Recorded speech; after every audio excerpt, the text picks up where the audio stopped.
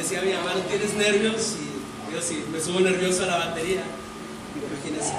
Voy a pedir que tomen su lugar, por favor. No voy a hablar mucho. Quiero que abras tu Biblia en el libro de Reyes, capítulo 21.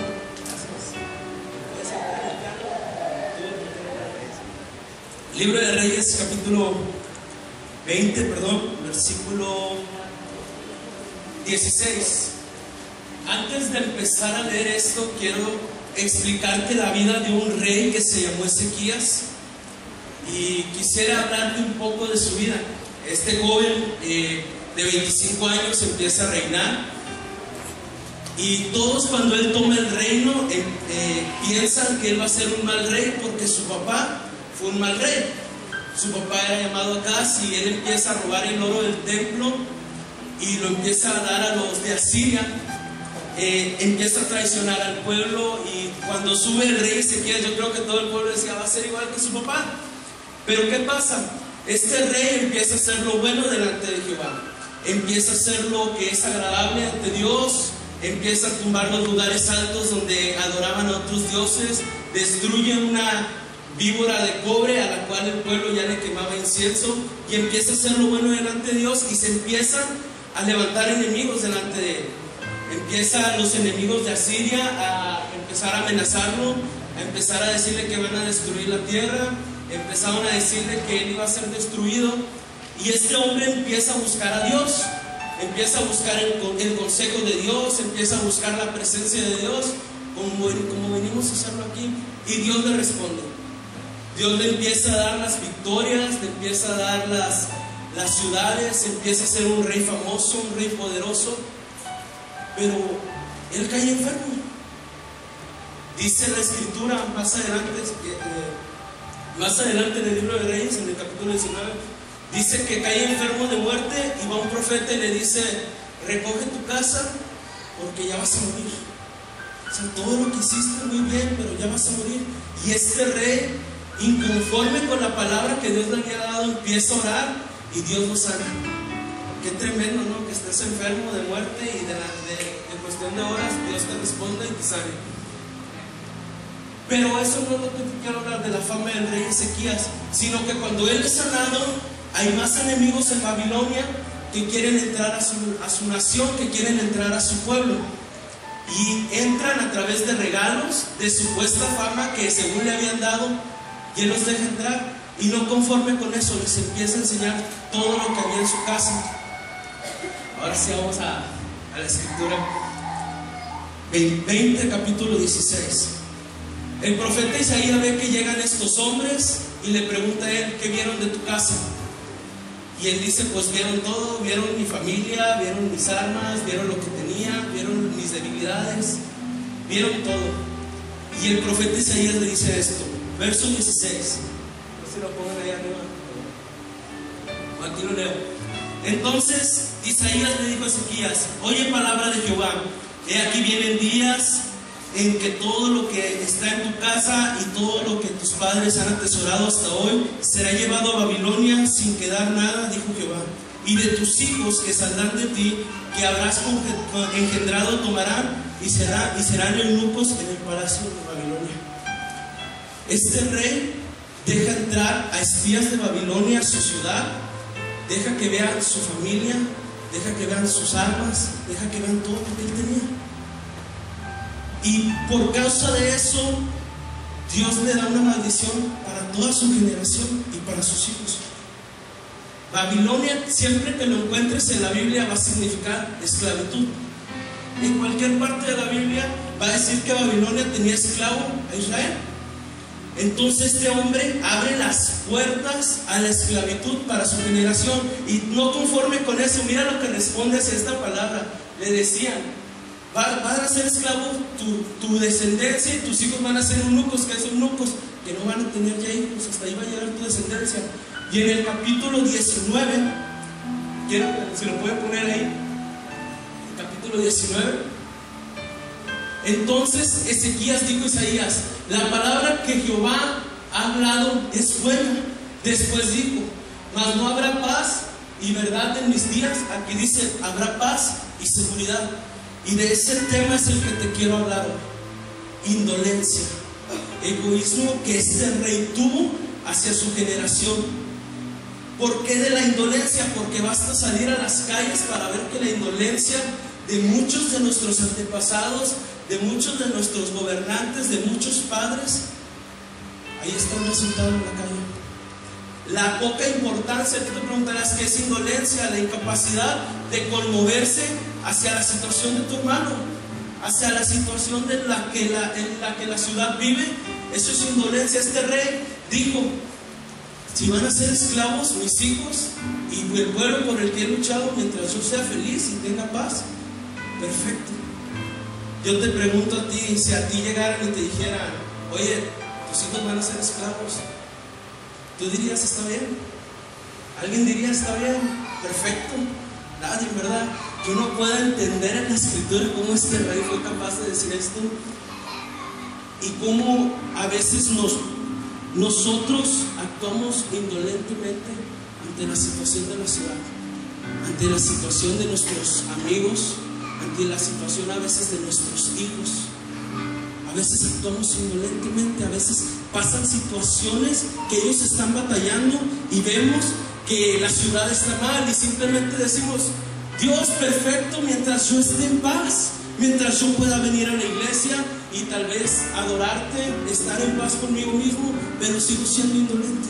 Este hombre había experimentado el poder de Dios, había oído la palabra de Dios, había luchado por un pacto que el pueblo no tenía, pero ¿qué lo llevó a decir eso? Yo me puse a pensar y leyendo la escritura y me pregunté cuántas veces yo he sido indolente. Mi mamá estaba de testigo. A veces me decía: mi hijo, hay balacera, y yo decía: ah, hermano, son delincuentes que nos matan. Ahora me doy cuenta que son almas que se están yendo al infierno a causa de mi indolencia. Almas que no estoy hablándoles de la palabra y se están yendo al infierno a causa de mi indolencia. Pregúntate cuántas veces has podido hablarle a alguien de la palabra, hablarle a alguien de Cristo, del amor que Él dio, de las bendiciones que Él da, pero por miedo, por vergüenza o por X cosa no le hablamos, o simplemente no nos importa. Pero a veces venimos aquí a la presencia de Dios y decimos: Señor, aquí estoy, envíame, pero seguimos siendo indolentes. Este hombre así era. Este hombre venía al pueblo y venía ante el altar y sentía la presencia de Dios, pero seguía siendo indolente. ¿Y por qué? Este hombre experimentó la presencia de Dios, la palabra de Dios, el poder de Dios, pero no tuvo un encuentro con Él. No tuvo un encuentro con Dios. ¿Por qué? Porque cuando tú vienes aquí y no nada más es ese toque precioso ni esas lágrimas que salen de nuestro corazón, sino que entramos y somos cautivados y somos transformados. Cuando tú tienes un encuentro con Jesús, debes de ser transformados, que no salgas igual por aquella puerta. Eso es un encuentro con Dios. Eso es una pasión por Dios, que vengas cada día aquí ante el altar y puedas decir: Señor, amo tu presencia, pero quiero ser transformado. Este hombre no tuvo un encuentro con Dios. ¿Por qué? Porque al momento de decirle que su generación iba a ser condenada, él dijo: bien. Pero cuando él estuvo enfermo, ¿qué pasó? Clamó, porque la escritura lo dice: cuando él estuvo enfermo, él intercedió por sí mismo. Imagínate, en Salmos después dice que todos los israelitas están a la orilla del río llorando con su alma desgarrada. ¿Tú te puedes imaginar a esos chavos diciendo: si tan solo mi abuelo Ezequías hubiera clamado como aquella vez que se enfermó? Si tan solo mi abuelo Ezequías hubiera rasgado sus vestiduras como cuando lo amenazaban y hubiera intercedido por mí, tal vez yo no estaría aquí. Pero ¿qué pasó? Este hombre no se encontró con Dios. Y hay otro ejemplo del cual te quiero hablar, que se encuentra en Hechos capítulo 3. Habla de la historia, ya que todos sabemos que es indolencia y que a veces venimos aquí y sentimos la presencia de Dios, pero podemos seguir siendo iguales, podemos seguir siendo indolentes o egoístas. ¿Y por qué te lo digo? Porque en Hechos capítulo 3 narra la historia de Pedro y Juan, que van a un templo y levantan a un paralítico. Pero quiero que entiendas esto: ellos siempre iban al templo. Dice que a la hora novena subían a la oración en el templo de la Hermosa. Ellos siempre veían a ese paralítico, porque la Biblia dice que todos los días ponían ese paralítico en la puerta a pedir limosna. Y era algo así de que entraban y veían al paralítico y se metían al templo, y tal vez como nosotros adorábamos, decimos: Dios, eres grande, eres hermoso, sentíamos su presencia, y salían y veían al paralítico y seguían su camino. Yo no sé cuánto tiempo vivieron así, no dice la Biblia, pero después en el capítulo 2 dice que ellos tienen un encuentro que es el día del Pentecostés, donde la presencia de Dios los toca, donde la presencia de Dios los transforma. Y en el capítulo 3 dice que Pedro y Juan subían juntos al templo a la hora novena de la oración, y era traído un hombre cojo de nacimiento, a quien ponían cada día a la puerta del templo, y que se llamaba la Hermosa, para que pidiese limosna a los que entraban en el templo. Este vio a Pedro y a Juan que iban a entrar al templo, y le rogaba que le diese limosna. Y Pedro, con Juan fijando los ojos, le dijo: míranos. ¿Qué hace un encuentro con Jesús? Primeramente te transforma, ya no vuelves a ser igual. La segunda es que te da esa compasión, no hace que sientas. La compasión no es un sentimiento, la compasión es una virtud que te da el Espíritu Santo. La compasión es una virtud, no es un sentimiento. Cuando tú tienes un encuentro con Jesús, eres transformado y tienes esa compasión. ¿Por qué? Porque estos hombres subían al templo y tal vez veían a ese cojo y no sentían compasión por él, simplemente entraban y adoraban y salían igual. Pero cuando tienen un encuentro con Jesús, tienen esa compasión. Inmediatamente Pedro le dice: no tengo oro, no tengo plata, pero lo que tengo te doy, y lo levanta. Qué tremendo es cuando tienes un encuentro con Dios. No venir con un paralítico y ya no con esa indolencia de: ahora el señor paralítico, venía y decirle: levántate, levántate. Sientes esa compasión, eres movido en esa compasión para venir ante alguien que está padeciendo tal vez un problema y decirle: ánimo. ¿Cuántas veces no vemos en nuestro andar diario gente deprimida? Yo veo gente deprimida siempre que me voy a la universidad, a las peceras. Hay gente que a veces va llorando y que necesita una palabra. Hace tiempo me tocó compartir a una señora en una pecera y iba llorando. Y me preguntaba cuántas personas a veces no van deprimidas. Y a veces yo, tal vez en mi prisa de llegar a la universidad, no me tomo un tiempo para ver a mi alrededor. Un encuentro con Dios. Seguimos con la escritura. Estos hombres sanan al paralítico, al cojo. Inmediatamente Pedro se para en una explanada y empieza a predicar la palabra. ¿Cuántas veces no hemos sentido a veces vergüenza de predicar la palabra de Dios? A mí me ha pasado. ¿A nadie le ha pasado que a veces ves a alguien y le quieres compartir y tenemos vergüenza de que diga? A todos nos ha pasado, hermanos, a veces nos da vergüenza. Pero inmediatamente un encuentro con Jesús produce una transformación, te da esa compasión y te quita la vergüenza. ¿Por qué? Porque eres transformado. Y sigue la escritura. Pedro se levanta y empieza a predicar el evangelio, pero más adelante en el capítulo 4 los arrestan. Imagínate, hicieron un beneficio y todavía los metieron a la cárcel. Los meten a la cárcel, ¿por qué? Porque se ofendieron los que estaban ahí, los que tal vez antes no predicaban la palabra, y llegan estos chavos bien radicales y al sorprenderse los arrestan. Y esta es la cuarta cosa que produce un encuentro con Jesús. A estos los juntan en un consulado con mucha gente y les empiezan a interrogar. Le dicen: oigan, pues ¿en nombre de quién hacen esto? ¿Por qué sanan gente y sacan demonios? ¿Por qué hacen esto? Y Pedro, en el capítulo 4, verso 8, dice que lleno del Espíritu Santo, dice así. Dice: entonces Pedro, lleno del Espíritu Santo, dijo: gobernantes del pueblo y ancianos de Israel, puesto que hoy nos interrogan acerca del beneficio hecho a un hombre enfermo, ¿de qué manera éste ha sido sanado? Sea notorio a todos vosotros y a todo el pueblo de Israel que en el nombre de Jesucristo, de Nazaret, a quien vosotros crucificasteis, y a quien Dios resucitó de los muertos, por ese nombre lo hacemos. Ahora yo te pregunto, a veces no compartimos la palabra de Dios por vergüenza, y otras veces no las compartimos por tener miedo. Amén. ¿Cuántas veces no hemos tenido miedo de compartir la palabra de Dios por el que dirá? Todos sentimos miedo a veces de que, quiero hacerlo, pero no puedo. Tenemos miedo al fracaso. A veces queremos emprender un sueño, pero por el miedo no lo hacemos. ¿Y qué pasa? Nos quedamos amargados. Decimos, si tan solo en ese tiempo lo hubiera hecho. Pero ¿qué pasa? Tenemos miedo. Estos hombres, al tener un encuentro con Jesús y ser transformados, imagínate, yo me imagino la situación de ellos estando aquí parados y bastante gente a su alrededor interrogándolos. Yo al menos me quedaría callado, la verdad. Y este hombre lleno del Espíritu Santo no solamente le responde, les recrimina. Les dice, al Cristo que hace tiempo atrás ustedes crucificaron, en el nombre de los héroes, les estaba diciendo que ellos tuvieron la culpa de crucificar a Jesús. Un encuentro con Jesús quita el miedo. Un encuentro con Jesús quita el miedo.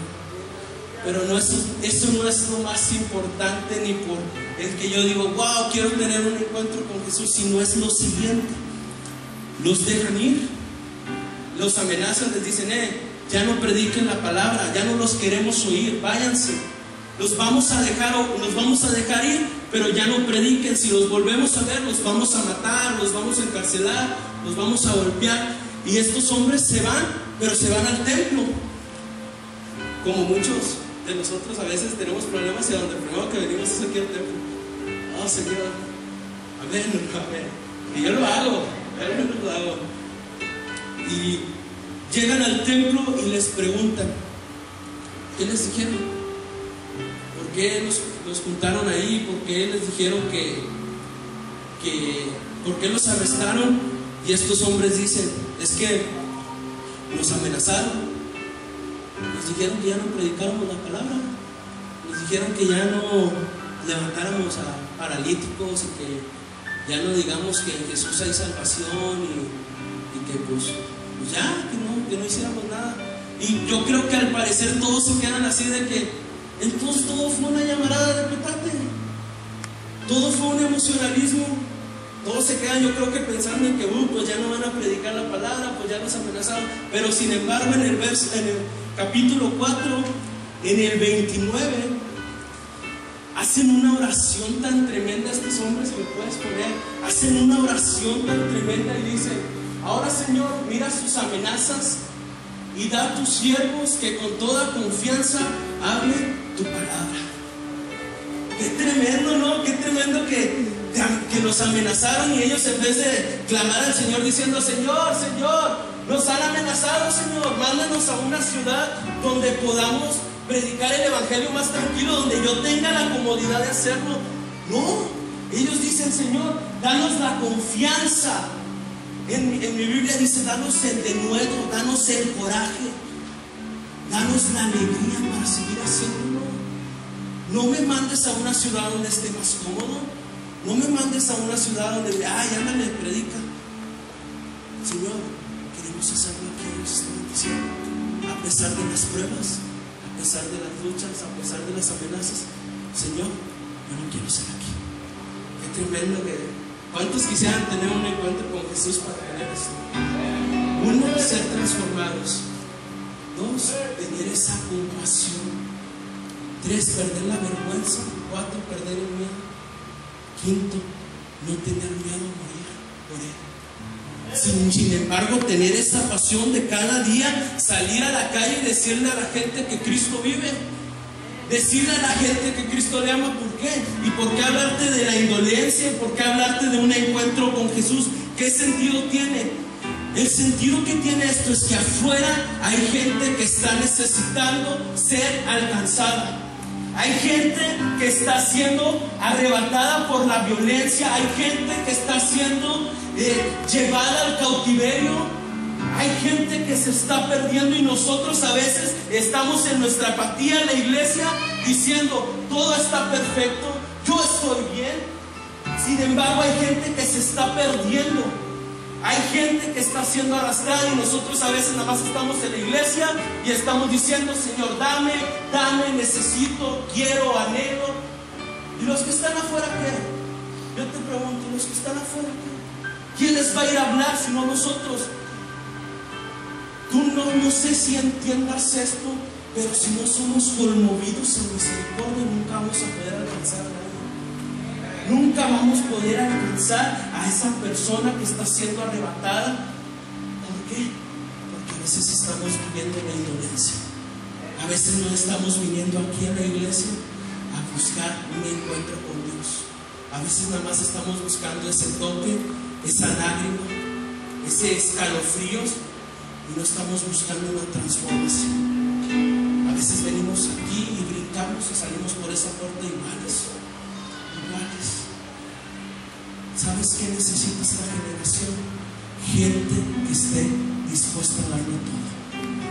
Gente que esté dispuesta a salir por esa calle y no solo ir a decirle: Dios te ama, Dios te bendiga. Cualquiera lo hace.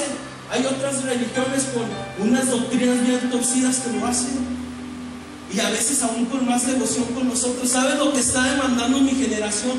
Gente que lo esté viviendo, gente que en verdad esté sintiendo esa pasión, que esté sintiendo esa desesperación por la gente que se está perdiendo, gente que en verdad sienta la carga.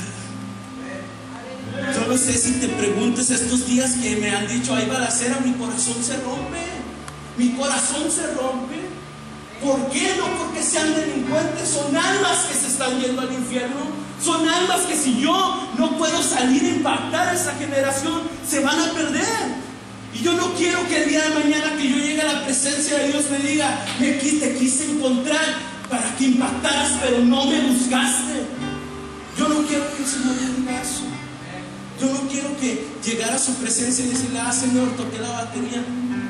Dios no nos habla para eso. Dios nos habla para salir a predicar su palabra. Si no, no lo dijera. Si no, aquí vendría ir a la iglesia y sentarte. Sin embargo, dice: ir a predicar el evangelio. Pero ¿cómo yo puedo salir a impactar a la generación si primero no he sido impactado por su presencia?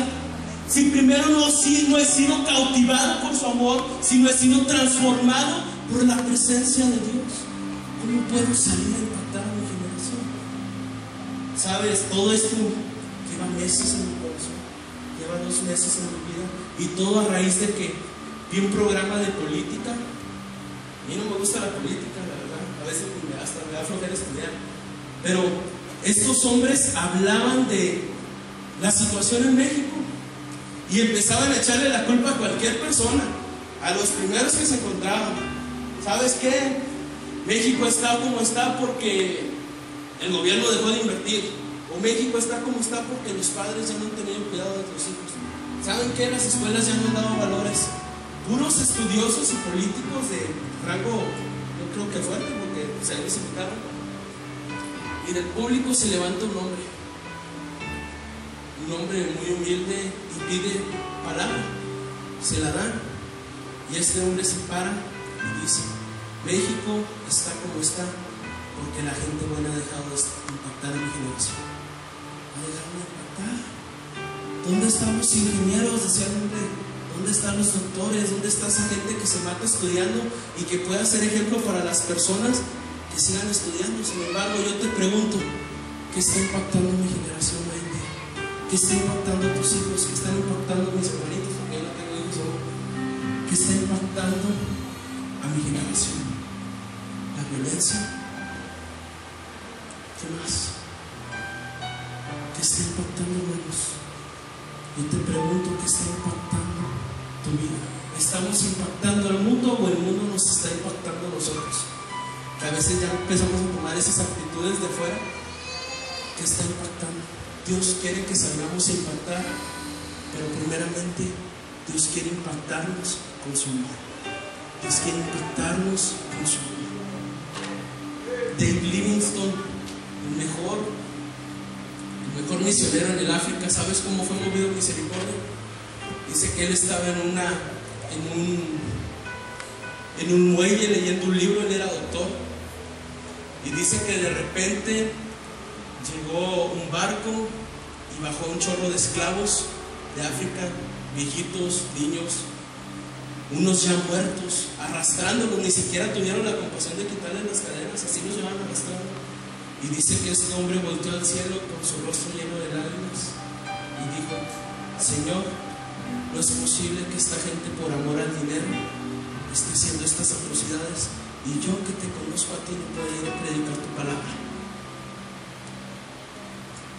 ¿Qué está impactando México? Gente que por amor al dinero está haciendo cosas ilegales, gente que por amor a su pecado está haciendo cosas tan horribles. Sin embargo, a veces nosotros que conocemos a Dios no podemos salir a impactar. Dios quiere impactar a mi generación y Dios te quiere usar a ti. Dios nos quiere usar a nosotros. El pastor escribía el día, no me acuerdo que ella estaba escribiendo en el Facebook, que si la situación que pasa en nuestra ciudad no nos mueve a nosotros a orar, que Dios busque otra generación. Yo al menos yo no quiero que Dios busque a otra persona, yo lo quiero hacer. La pregunta es, ¿tú lo quieres hacer? ¿Tú quieres salir a impactar a esos jóvenes que están afuera, a esos amigos que están afuera? ¿Tú quieres salir a impactar a esa gente que va deprimida por las calles, que está siendo tal vez consumida por toda esta situación? Yo he visto gente llorar por sus hijos, he visto gente llorar por sus hermanos. ¿Sabes qué? Yo quiero impactar. La pregunta es que si tú quieres. Dios quiere encontrarse con nosotros, Dios quiere encontrarse con nosotros, porque la Biblia lo dice: venir ante mí confiadamente. Dios quiere. La pregunta es: ¿queremos? La pregunta es: ¿quieres hacerlo? ¿Cuántos quieren hacerlo de verdad? ¿Cuántos quieren seguir a su oración? Bueno, hay que venir y no nada más buscar su presencia. Hay que venir buscando una transformación, buscando algo más que simplemente escalofríos. Que cada día que entremos al culto, saliendo de esa puerta, no seamos iguales. Amén. Cierra tus ojos. Padre, gracias, Señor.